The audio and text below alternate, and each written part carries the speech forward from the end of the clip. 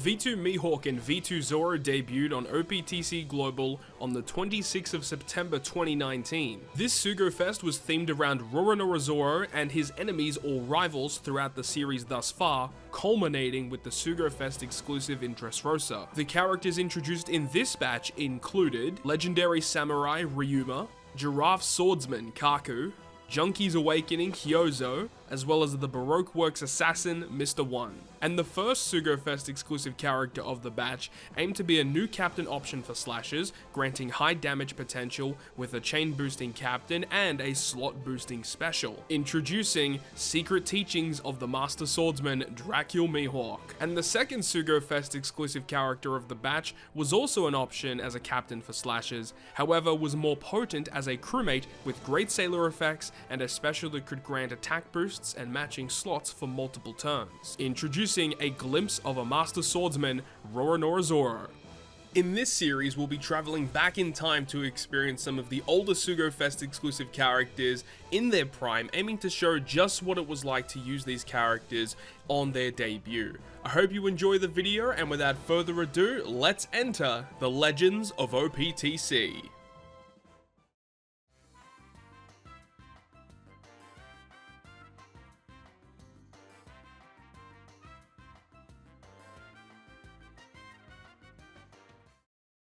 Thank you so much for checking out yet another episode of the Legends of OPTC, and today we're having a look at both Mihawk and Zoro. Now, I really, you could split these episodes up, but I have opted to join them together because look, we're only releasing these episodes once a week. We're never really going to catch up at all, so I don't think there's that much harm in having both V2 Mihawk and V2 Zoro in the same video, because these characters are supposed to be used together. They work so strong together, and hopefully you guys understand that as we get into what these characters actually do.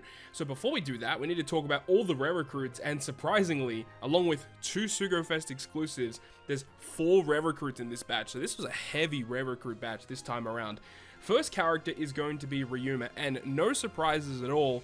All these characters are slashers. They're slasher-focused characters. So Ryuma is a strength slasher-driven. Captain ability is kind of whatever. The rest of the crewmate abilities doesn't really make a difference either. And then he has a special, which says that if you have a slasher captain, you get a 1.75 attack boost for your slashers, and also boost the orbs of slashers by 1.75.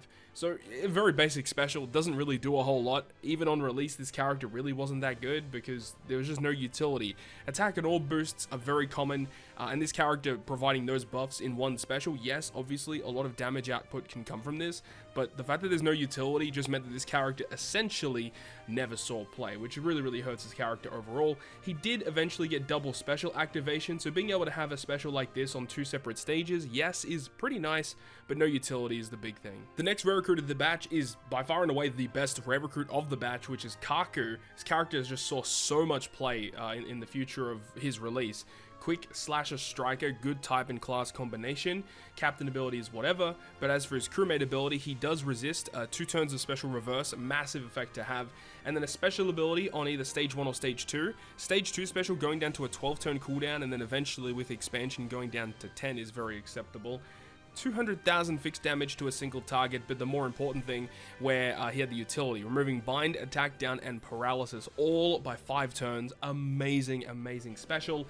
Also changing all slots into whatever Kaku's orb has. So if he has a quick slot and you use his special, the rest of your crew get quick slots. You could abuse certain combinations to really just get a full border matching slots with this guy, and then being able to just remove a bunch of different debuffs. And the really cool thing is even his stage 1 special, which goes down to 9 turns, 7 turns with the expansion, which still pretty much provides the same sort of effect. It only removes attack down, bind, and paralysis by 3.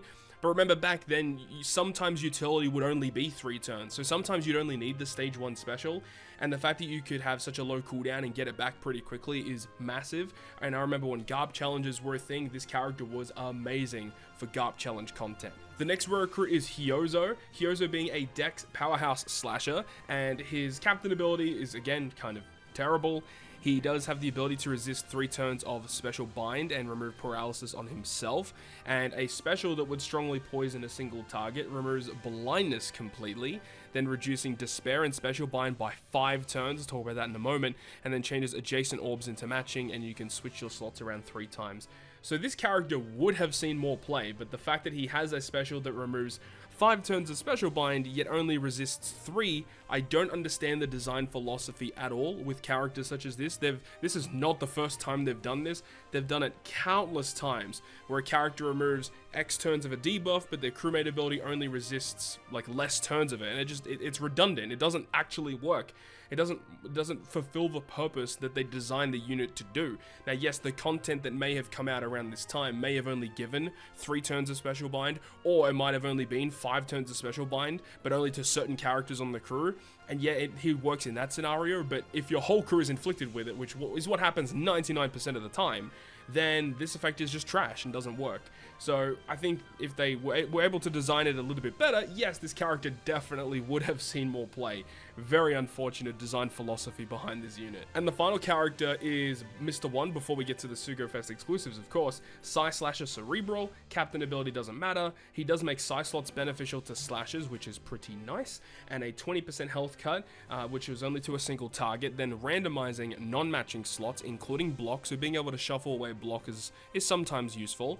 And then he also has an added effect where it says for the next 3 turns, block slots and badly matching slots count as neutral slots, or he removes the negative effect of those slots. So yeah, as I said, they just count as neutral slots, which was very useful for, like, I remember way back in the day, there was like a random piece of content where that effect was actually very useful, but not too many scenarios where that effect is that good. It's just better off just changing them out for matching slots. And then he would also remove Threshold, Rainbow Shield, and increase defense by 3. Again, this character would have seen a lot more play if this was removing it by 5 turns instead. Even 4 turns would have been a lot better, but 3 doesn't really get you too far, unfortunately. One good thing about him, though, very low cooldown, so you can use him in a lot of random scenarios. Now we get to the Sugo-Fest exclusives. We have Roronoa Zoro. This is the V2 Zoro. This is the second Zoro legend to ever come out in the game. A lot of people were excited when they saw him, but after reading what his abilities do, they really could have done a better job here. Either way, int slasher driven, no surprise there. Captain ability, which we're not going to look at the level limit break captain ability, but the captain ability would boost the attack of slashes by 3.25 times, HP by 1.5 times, and then dex and int slots are beneficial to your slasher characters, and if a character has a dex or an int slot, then it boosts their attack by a 4.0625 times multiplier. Of course, that number is very weird, but I believe it was like 3.25 multiplied by another number to equate to approximately a 4 times multiplier if they've got specifically a dex or an int slot. So the character, while it's okay that he's mono slasher focused, I don't think people were upset about that. People expected that to be the case. The issue is you needed to have a dex or an int slot specifically to get the most out of this unit, which is what really hurts him, honestly, because when you look at the rest of his kit, he doesn't actually have ways to generate dex or int slots, so it's very, very weird.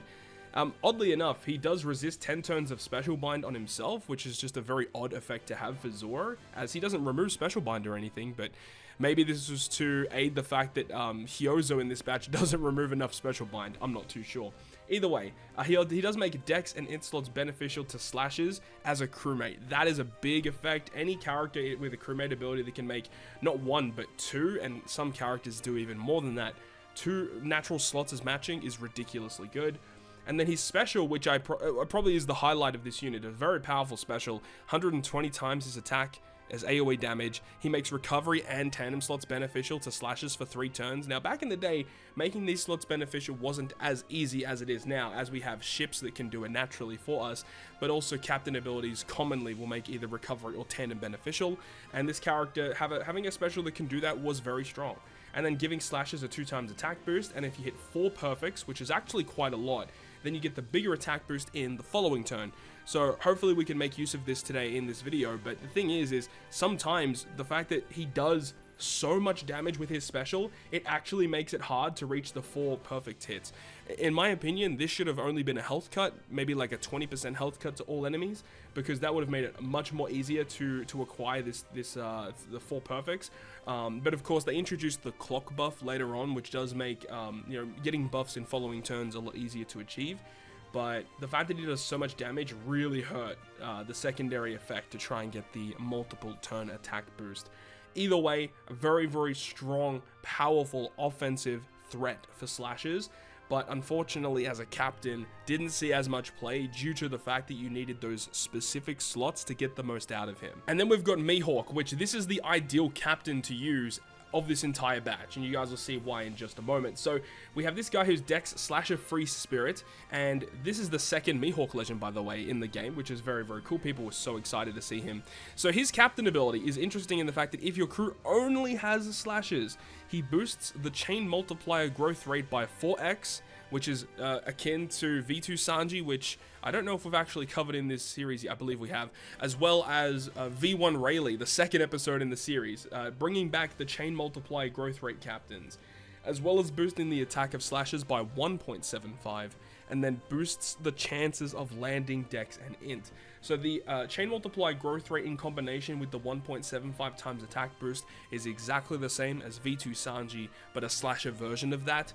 But also boosting the chances of landing Dex and Int was amazing, because remember, if we go back to Zoro, Zoro's crewmate ability makes Dex and Int beneficial to slashers. So it is annoying that they split up these effects where you have Mihawk, he gives you more chances of landing Dex and Int, but Zoro actually needs Dex and Int slots kind of more for his captain, but he only just makes them beneficial. He doesn't make them appear more often. So I really don't like the design of this batch. I get what they were trying to do, but it's just the fact that these chain captains just never really saw that much play moving forward due to, you know, chain locks being so powerful back in the day and chain debuffs being a little bit more common. So captain ability wise, yeah, I mean, it's fine. Damage is not really a problem so long as you're not inflicted with a chain debuff, of course. So moving on, his crewmate abilities are pretty terrible, and his special ability, 25% health cut to a single target. Then, if you have 4 or more characters that have a Dex or an Int slot, when you launch the special, you get a 2.25 times orb boost for 1 turn, and you lock your slots for 1 turn. And if you don't have those 4 Dex or Int slots, then you will just get a 2 times orb boost for 1 turn. So you have Zoro, which is your attack booster that can land over multiple different turns, and then you'll have Mihawk, who is your orb booster. And remember, if you run double Mihawk and Zoro, Zoro can give you attack boosts on like stage 4 and stage 5 of a quest, and then because you'd have double Mihawk captains, you can use 1 Mihawk for stage 4, 1 Mihawk for stage 5, and if you have the Dex and Int slots available on your crew, you can have your slots locked, keep them for multiple turns. The batch just synergizes very well together. But the fact that you do need Dex or Int slots to specifically get the slot lock is a bit annoying, I must admit. And the orb boost, yeah, you get slightly higher orb boost if you have those slots on your team, but you know, for Mihawk specifically, this type of effect isn't that big of a deal due to the fact that his captain ability just naturally will make these slots appear more often, and if you are opting to use Zoro as a sub, being able to find more of those slots and make them beneficial just works perfectly together. So that's what we're going to be showcasing in this video today, the combination of Zoro and Mihawk together to get massive damage on multiple different stages. So without further ado, let's jump into it. So here we are in game with the 2 brand new slasher lads in V2 Mihawk and V2 Zoro, and I'm really excited to show you them today. And these are my current Mihawks and Zoros, so I had to actually devolve them, had to purchase some skulls from the Kizuna shop so I can evolve them back, of course. I don't expect them to use them anytime soon anyways, but we've got the 2 slasher boys in Zoro and Mihawk. They work perfectly together. You can use Zoro as the captain, you can use Mihawk as the captain, it doesn't really matter. The best scenario though is to definitely use Mihawk as the captain though, but you can switch and change depending on the scenario. The main reason for that is because of the really cool crewmate ability that Zoro has as well, and it just allows you to use Zoro in a lot of different circumstances, where not only does he resist 10 turns of special bind just randomly on himself, but also being able to make Dex and Int slots beneficial is really solid, and works perfectly with the captain ability of Mihawk here, which boosts the chances of landing on Dex and Int slots. So he himself doesn't make these slots beneficial to the crew, yet has a special ability that really promotes the fact that if you have the Dex and Int slots, you get beneficial effects for doing it. It's very bizarre, really weirdly designed. Yes, they work really well together, but I feel like they need to look ahead and look further past than just the release of the character. Yes, they work perfectly together, but outside of it, you know, using Zoro by himself or Mihawk by himself, it does make it a little bit more difficult to use them. And yes, they do give them decent upgrades with their super evolutions, but I digress. We're here to talk about what they were like on their release. So we've got a few other characters alongside them. We have Strusen, who's going to be a fantastic asset to this team on the final stage, along with Clash Carrot as well. But then also, we've got Ein, and Ein is going to be a huge buff to slashes just in general. Ein is one of the best rare recruits that's ever come out in the game's history, and you guys are going to see why in this video. She's just a very powerful unit to have. But in terms of the content that we're going up against here, we got the Clash Kobe and Helmeppo, which was actually came out a little bit after the fact of Mihawk and Zoro together. So this is not a typical piece of content that you would use this team against, but I decided I'm going to go ahead and take on one of the clashes that was just available now without having to use Recollection Archive tomes, and luckily this was available. Thought it would be a good fit, so let's go ahead and jump into the content. Alright, let's get this party started. Kobe and Helmeppo, and of course, as always, we need to get our cooldown sorted, but man, this is a pretty frightening looking first stage, especially due to the fact that they've just got all one-turn cooldowns, aside from one guy. So that's obviously annoying. We're going to be taking quite a bit of damage here. The crewmate ability of Strusen is, I believe, the character that's generating the full board of recovery slots for the crew here. Unfortunately, they're not going to be treated as beneficial until we launch the Zoro special, because Zoro's got a really powerful special, especially when he released at the time. Very good effect. So let's just go ahead and do some damage. And remember, with the way that Mihawk works, he is a chain-focused captain, so you actually want to be hitting as many perfects as possible, as that will increase the chain multiplier that he gives to the crew. And it's very important that you do that, because if you're not doing that, you're essentially getting 0 damage, which means that if you're up against opponents that are inflicting you with chain debuffs, like chain locks or chain coefficient reductions, then that really destroys the damage that Mihawk is able to apply as a captain. And it's one of the main reasons why I don't personally like these types of units, because, I mean, yeah, like, chain boundaries can work relatively good. Chain multiplicative buffs are where it's at if you're using one of these types of units. Alright, we're moving on to stage 2 though. Our specials are looking pretty good. We actually don't need to do that much more stall. Let's go ahead and kill off these guys with a 1-turn cooldown. We'll have to do a bit of manual targeting here. That actually worked out pretty well. No problems at all. Going through this very swiftly. We do have another recovery slot here, which is great. I actually don't think we need to stall that much more, to be honest. I mean, all of our characters are pretty much ready to go. Let's just go ahead and move on to the next stage. And of course, getting as many matching slots as possible is going to be very nice. So we've got the mini-boss Helmeppo here on stage 3. So this guy has a really pesky barrier, and we have to hit a grate in order to pierce through it, which obviously isn't a good thing, because hitting grates lowers the chain multiplier that you're able to achieve. Okay, so big thing here is we want to kill these guys on a 1-turn cooldown, so hopefully we're able to do that. So let's see here. We do have a full board of matching slots, which is a pretty big positive. I think we'll start at the guy in the corner, and then hopefully we'll manual target down towards Helmeppo, hit a grate, kill him, and then hopefully kill the guy on a 1-turn cooldown. May have to do a bit of manual targeting again. Alright, let's see what we got. Let's do this.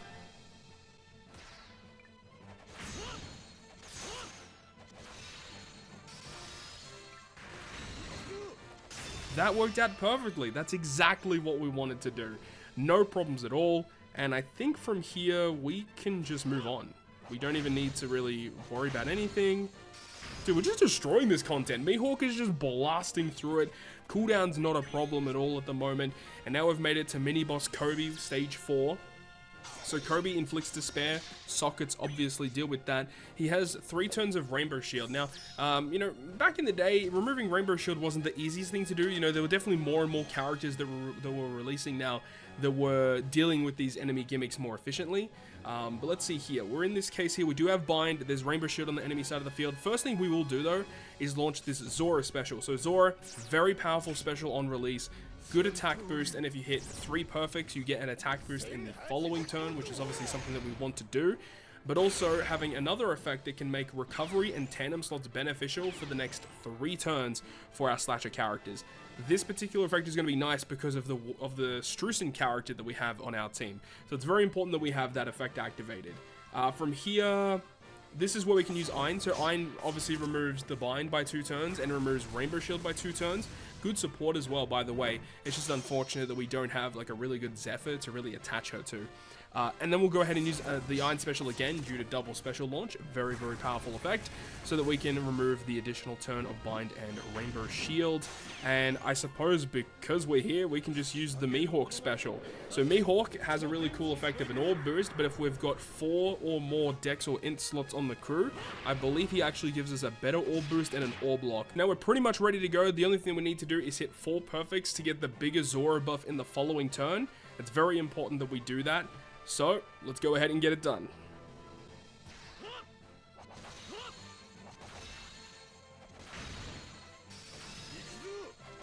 Amazing. Perfect. Got it all sorted. So now when we move on to the next stage, the buff of making recovery and tandem slots is still going to be activated, and we are going to have the attack boost thanks to Zoro's effect, and we have a secondary Mihawk special that we can activate as well, which is going to enable us to get the rest of the effect activated, which is awesome. The rest of the attack boost. And here we have Helmeppo and Kobe. You cannot inflict defense down against them, which is very frustrating. So you do need to actually find other ways to remove their defense on release, which was kind of annoying. You needed dedicated defense up removers. And now we can go ahead and start launching some specials. So first of all, we have the Strusen. Strusen's going to remove the bind, as well as changing the block slot into recovery, so that we can actually get some matching slots. And once again, thanks to Zoro's special, these slots are going to be beneficial to the crew. Then we can use the Mihawk special once again, which is going to be able to give us an Orb Boost, which is obviously very important, so we can actually deal damage towards Kobe and Helmeppo here. And then we have the Carrot special. Now, the only reason why Raid Carrot is here is because she's a slasher that removes defense up, and she's also in, so she's just a really good option for this. And, like, you just look at this, we only got an attack and Orb Boost, so it's actually not a lot of buffs here. But due to the chain effect that Mihawk is able to apply, the amount of damage we can get is actually very high. And that's one of the big things about these chain multiplier captains, is while the numbers that you see at face value don't seem impressive, the scaling factor that they have and the end goal, the end taps of your chain, go to pretty crazy numbers, which rival some of those higher multiplier captains that you see in the game. So let's go ahead and secure victory here. Let's get it.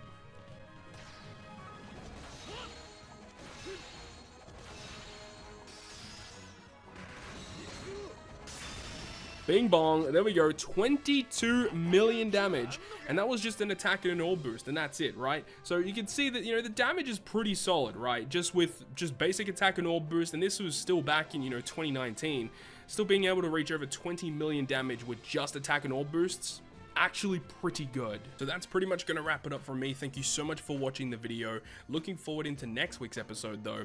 Luffy and Law are going to make their debut, and that was a monumental release, so definitely look forward to that one. Hopefully you enjoyed this episode though, and if you guys did, make sure to go ahead and leave a like, and if you want to stay up to date with all the content that I post on my channel, including more One Piece Treasure Cruise content, make sure to hit the subscribe button down below. Other than that, guys, I'll see you guys within the next video.